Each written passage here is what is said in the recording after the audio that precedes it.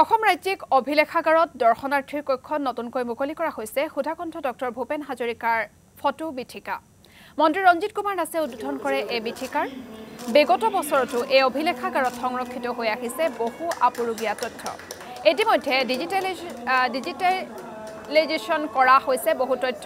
অভিলেখাগাৰটোত ইতিমধ্যে ৫,০০০ৰো অধিক ফাইল আৰু ৪৭৫খন তথ্য সম্বলিত কিতাপ ডিজিটেলাইজ কৰা হৈছে।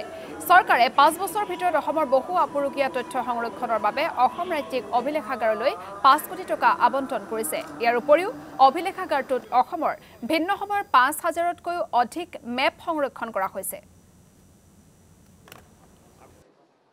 আমাৰ জেডি বিভাগৰ ডাইৰেক্টৰ অফ আৰ্কিভে এটা আমাৰ সৰু ফটো গেলাৰী এটা ডক্টৰ ভূপেন হাজৰিকাৰ সন্দৰ্ভত ইতিমধ্যে ইয়াতে নিজাববীয়াকৈ আমাৰ হাতত সংৰক্ষিত হৈ থকা, আমি বেলেগৰ পৰা অনা সেইবোৰ ফটো নহয়, আমাৰ হাতত যিখিনি মজুত আছিলে সেইখিনি আমি ৰাইজক দেখুৱাৰ কাৰণে এটা সৰু এটা আজি গেলাৰীও আজি উদ্বোধন কৰিছোঁ। এই গেলাৰীত যিখিনি ফটো আছে সেই ফটোখিনিও বিভিন্ন সময়ত বিভিন্নজনে ব্যৱহাৰ কৰিব পাৰিব।